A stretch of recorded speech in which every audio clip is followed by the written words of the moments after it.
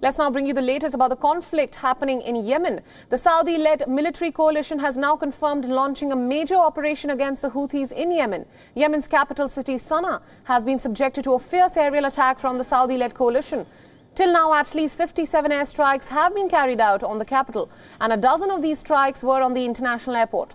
Airstrikes have also been carried out in the towns of Marib, Hajar, and the rebel stronghold province of Sada. As per Yemen media reports, a number of people have been injured in these strikes. Residents are calling these attacks unjustified and an attempt to end all life in Yemen. غارتين جوية هكذا بدون أي مبرر، وكما تعلمون لا بتشاهدوا يعني زيوت وإدارات سيارات وكفرات وبطاريات، يعني لا يوجد أي ثقة عسكرية مجاور للحنجر هذا، وإنما هذا عدوان ظالم غاشم يريد أن يدمر البنية التحتية للشعب اليمني وأن ينهي كل مظاهر الحياة. Now, for more insights into the ongoing violence in Yemen, joining us live from Milan is Mikey K, a former RAF pilot and an investigative journalist. Hi, Mikey. Thank you so much for joining us. Now, we know that the fighter jets from a Saudi-led coalition battling Yemen's Houthi rebels have launched dozens of airstrikes on the Yemen province. Before we delve further into this, could you summarize for our viewers some of the roots of this conflict? Yeah, I mean, the context is it all started off with the National Dialogue Conference in 2013-2014, which was a UN and GCC-backed conference inside Yemen that technically involved all parties across the political spectrum, from those loyal to Salah, who was the original long-term president that had been there for decades. And the idea of the conference was effectively to take the corrupt president Salah and allow him to stand down peacefully, so not forcefully removing him like we saw in Iraq with Saddam Hussein, and then coming up with a plan and a protocol that had a transition of power, if you like, from this long-term dictatorship. Now, that was along the lines of the vice president, Hadi, who effectively was involved in the corrupt Salah government.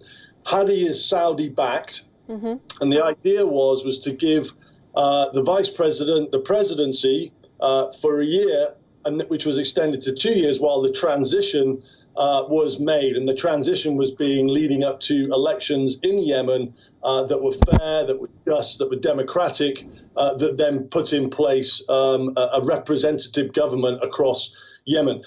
That didn't happen because a couple of representatives of Ansar Allah, which is effectively the party that oversees the Houthis, were assassinated, and that's when, in 2014, 2015, that's when the turmoil started occurring. In 2015, Saudi Arabia then decided to take military activity and operations against the Houthis in Yemen. But it's important to say that the majority of the activity, the military activity by the Saudis, has been through air power and air power alone. It's the Houthis that have had the domination of the ground through boots on the ground. And the current situation is that in the north west and across the western side of the country, well, most of the ports, that's where the Houthis are dominant. And then beyond to the east, beyond Sana'a, beyond to the east is where the Saudi led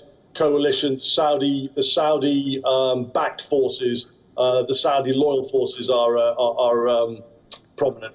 Right. Now, my next question is, the pandemic has, of course, had resulted in a ceasefire of sorts in the region, and now the violence is escalating yet again. So what are the casualties from this violent attack? Well, I think where we're at the moment is that Saudi have been involved in this massive and, quite frankly, brutal air campaign since 2015. They've got the Typhoon jet. I've got sources inside Saudi that train the Saudi pilots, and some of the stories are very eye-opening and not in a good way in terms of the level of ability of Saudi pilots to actually target the right targets and not stray off target, if you like. Now, we've seen all sorts of, quite frankly, activity in terms of precision-guided munitions being dropped on funerals, on school buses, on homes that have caused massive collateral to the point where these type of incidents should have been taken up again into the International Criminal Court for potential war crimes. That's how bad these incidents have been.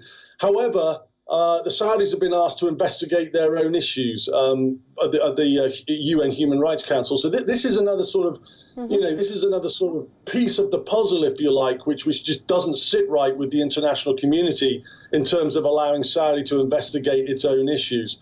That said, what we now have is it's 2020, and Saudi hasn't really got anywhere near to achieving its military objectives inside Yemen. It's actually quite futile. The Houthis have the dominance on the ground, and for 5 years now, Saudi Arabia has been trying to gain military objectives and win military objectives through this air power campaign. If you look back to examples in history like Vietnam, for example, which had, the US had all the air power in the world and it had boots on the ground, and it was still futile against quite a sophisticated insurgency. That's something you see in Yemen similar. The Houthis are very sophisticated. The Houthis are part of the Zaidi branch of Islam that have been in the northern part of Yemen for thousands of years, so they're not going anywhere. And then you've got this idea of the proxy battle where the Houthis are Iranian-backed, and then you have this idea of a more, if you pull out a little bit, you see this idea of a proxy war inside Yemen, where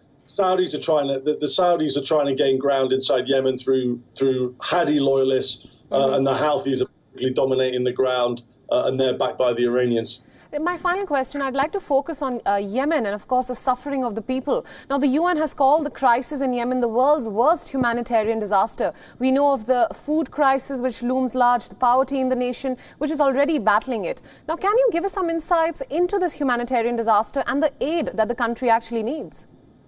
Well, some are calling it the worst humanitarian disaster in the world at the moment, and that's quite a significant and tragic title to be able to own when you've got humanitarian disasters in places like Syria and Iraq and Afghanistan when it comes to refugees and the quality of life there. The COVID-19 pandemic has overlaid on top of Yemen what has already been an absolute catastrophe when it comes to drought, when it comes to famine, when it comes to poverty. And so, we're now in a situation where conflict is just compounding this even further. That said, Saudi Arabia is also hurting from COVID-19. Oil prices are down. And so I don't think this is a war that Saudi wants to be involved in for much longer. And actually, we have seen evidence that it's trying to extricate itself from that. The international community really does need to step up to provide a military umbrella over Yemen to allow aid agencies to get in there and actually just service the humanitarian component. The only people that are losing in all of this isn't the power in Saudi or the Houthis. It's the actual people on the ground, and it's an absolutely catastrophic, diabolical state, which has only been compounded more by COVID-19. So, again, we go back to the old UN Chapter 6, Chapter 7 operations, Chapter 6 being the use of non-lethal force, Chapter 7 allowing lethal force to be able to set up an umbrella. I think we go back to sort of 2013, 2014. We try and establish the original conditions and then set up the structures and the foundations for an actual transitional government that is representative of each of the 6 areas that are in Yemen now. And I think that is the only way. And hopefully, if there's a silver lining to COVID-19, that might, maybe I'm being naive here, but that may hopefully allow that transition to come sooner rather than later. Right. Thank you so much, Mikey, for all your inputs and for joining us this morning.